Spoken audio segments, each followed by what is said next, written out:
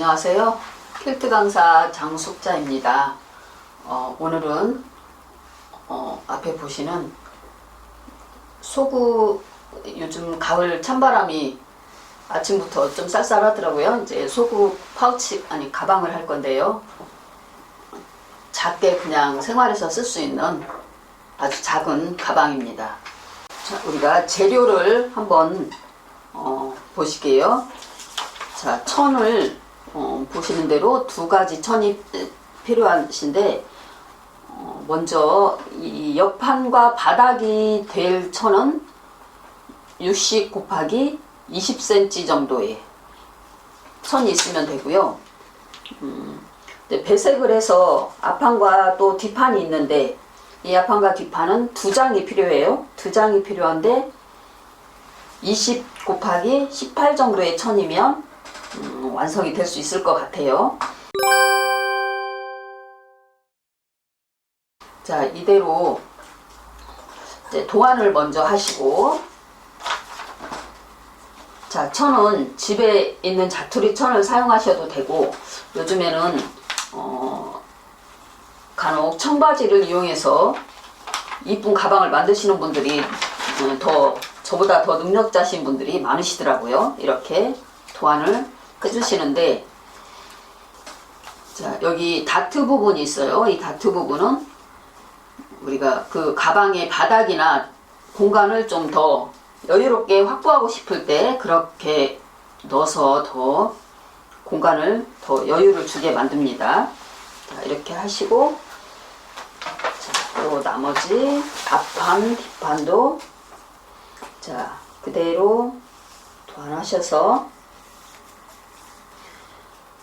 도안을 하시는데, 옆판, 밑판에서 다트가 있었거든요.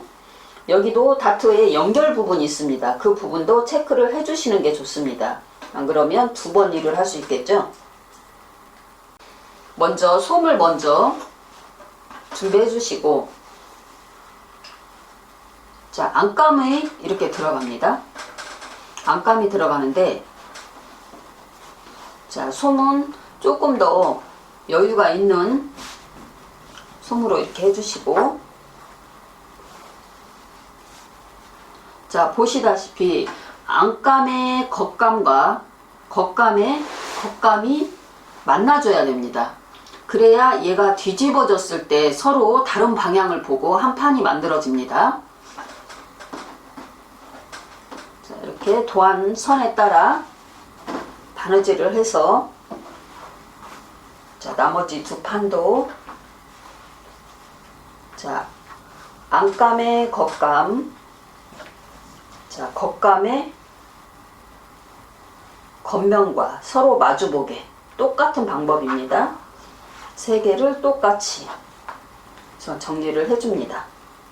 왜냐면 하시다가 잊어버리시고 또 앞판 뒷판을 구분을 못 하시는 분들 간혹 있으시더라고요.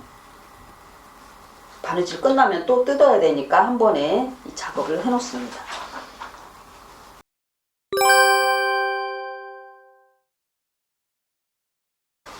자, 이 가방의 이름이 가을 소국, 들판에 작은 소국들 있죠? 소국 미니백이에요. 그래서 아플리케 작업으로 이제 국화를 앞판에 만들어 놓을 거예요. 꽃이 있어도 되고, 아니면 대략적으로 꽃잎의 모양을 이렇게 그려줍니다. 자, 그리고 자, 보시면 제가 손톱으로 얘를 꺾어 줄 거예요. 자, 이렇게 꺾어서 그 도안이 된 선을 잡아줍니다. 네, 우리 퀼트 하시는 분들은 이거를 손 다림질이라고 해요. 이렇게 잡아서 미리 이렇게 잡아주면 바느질이 좀 편하시겠죠. 자, 이렇게 해서, 자, 꽃잎 하나를 완성을 했어요. 자, 그러면 항상 핀은 고정을 하시고, 자, 아플리케 바느질은 감침질로 하시면 되고요. 땀을 실이 보이지 않아야 되기 때문에 조금은 힘든 작업이기도 해요. 자, 감침질은 천이 두 개가 있는데 위에 천에 그 접어진 그 모서리를 타고 나온다고 생각을 하시면 됩니다. 실이 보이지 않으려면 모서리를 인면이 아니고 옆선을 타고 나온다고 생각을 하시고 하시면 그래도 최대한 그 실이 보이지 않습니다.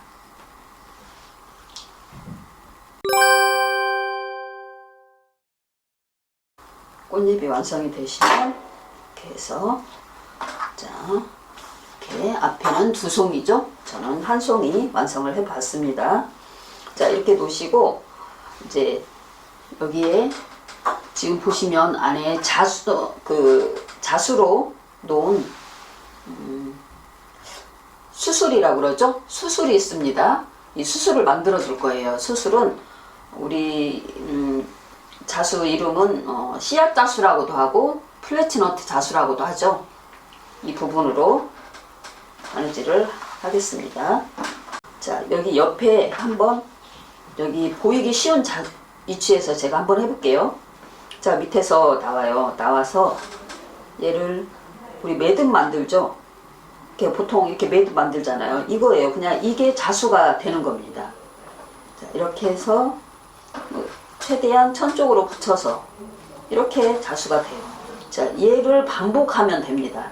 자, 옆으로 이렇게 나와서 자, 이렇게 다시 매듭을 만들죠. 이게 자, 이 작업을 자, 다시 옆으로 자, 이 작업을 이 씨앗 꽃잎이 모여 있는 중심 부위에 적당히 들어가 주면 되는 겁니다. 이렇게 하고 이제 아까 그 부분 연결하시면 될 것 같아요.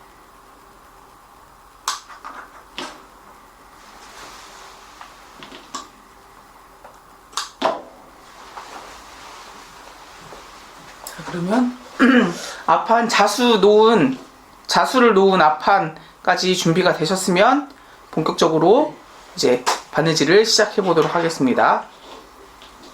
하면 되겠죠? 예. 자, 이제 앞판 자수가 끝났고요. 이대로 다시 자 하나 둘. 자, 앞판 꽃 한 송이를 만들어 봤습니다. 자, 앞판 자수가 끝났으니까 이제 이 연결하는 이제 앞뒤 판하고 바닥 옆판을 만들어 보겠습니다. 솜과 안감과 겉감을 연결해 놓은 판에서 얘를 이제 겉감으로 만들어 줘야 되겠죠. 그러면 도안을 선을 따라서 홈질을 해 보겠습니다. 자, 땀은 한 3mm 정도 가주시면 되는데 그게 힘드시면 저처럼 그냥 한 땀씩 조금은 타이트하게 가주시면 됩니다.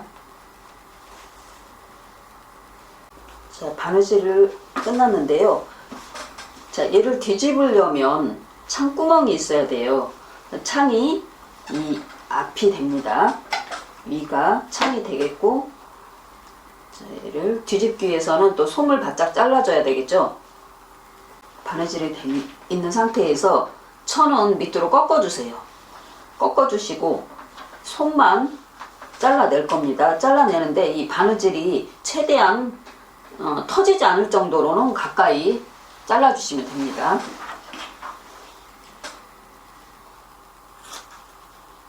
이렇게 솜을 잘라내시면 천은 이대로 남아 있습니다.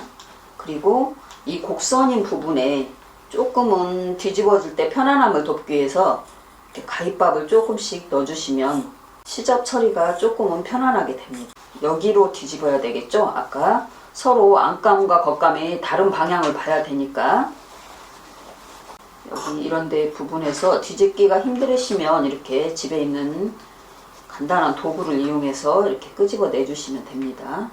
자, 창구멍으로 뒤집어서 펼쳐놓으니 이제 이 상태가 됩니다. 그러면 우리가 가방이 완성되려면 세 조각이 있어야 된다고 했어요. 앞판과 끝판이 있는 거, 그리고 옆판과 연결된 바닥면. 그래서 이렇게 세 조각이 완성이 됩니다. 자, 퀼팅은 자, 도안을 먼저 해줘야 되는데요. 대각선을 먼저 중앙선에 하나 정도 그려줍니다. 그리고 이 선에 맞춰서 간격을 2cm를 줘도 되고 3cm를 줘도 되고 원하시는 간격으로 맞춰서 저는 3cm 간격을 만들어 봤어요.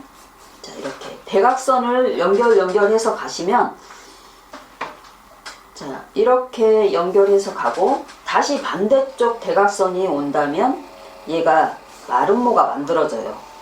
자, 3cm를 우리가 주기로 했죠. 자,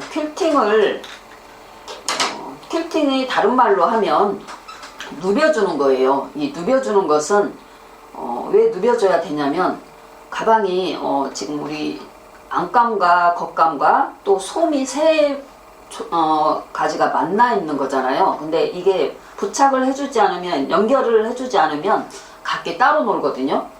그래서 편안하게 쓸 수 있도록 이렇게 누벼주는 겁니다. 그리고 이렇게 누벼줌으로 해서 더 힘을 받고 얘가 짱짱해진다고 할까요? 자, 선을 따라서 3mm 정도 간격을 지켜서 이 땀이 많이 힘드신 분들은 한 땀씩 가셔도 되긴 하는데 그렇게 하게 되면 좀 땀이 조금 거칠어서 안 이쁘긴 해요. 근데 이제 하시다 보면 자기만의 또 바늘 땀도 만들어지게 되더라고요. 이제 이렇게 붙여줄 거예요. 이렇게 3면이 붙어야겠죠? 그러면 가방 완성이 되겠죠? 자, 중요한 거 다시 안감은 안감끼리 바느질이 한번 가야 되고 겉감은 또 겉감끼리 바느질이 한번 가야 됩니다. 그러면 여기 부분은 아까 보시면 여기 다트 부분이 있었어요. 여기는 어떻게 만나냐면 자, 이렇게 세 개가 한꺼번에 만나는 거죠. 그러니까 아까 도안을 할 때 표시를 하자고 했었잖아요. 그래서 이 부분에 자, 이쪽 다트에 있는 부분부터 올라오시면 자, 안감 세 조각을 지금 같이 만나고 있습니다. 이렇게 제자리 돌기를 한다고 생각을 하시면 돼요. 자, 이렇게 안감을 바느질이 끝났어요. 자, 보시면 안감 바느질만 하고 나면 이렇게 공간이 겉감에서 보이죠? 겉감이 벌어져 있는 게. 자, 이렇게 된 상태에서 이제 겉감을 붙여줍니다.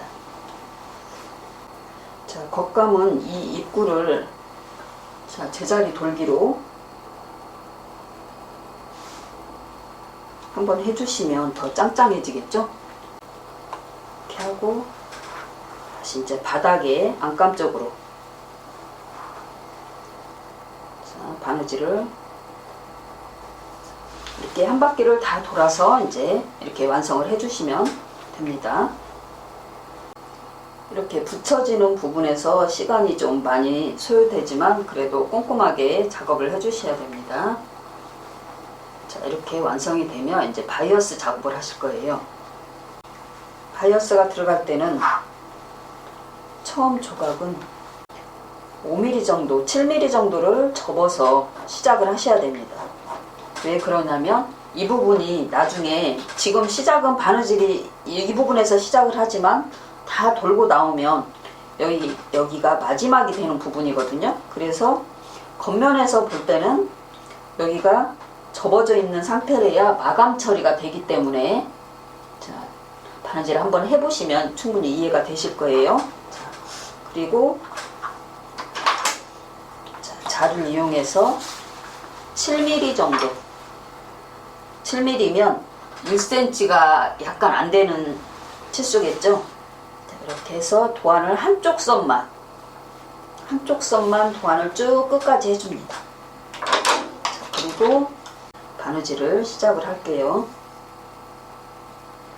바이어스 붙이는 게 또 보통은 어렵다고들 하십니다. 근데 순서대로 하시면 그렇게 어렵지는 않을 것 같아요.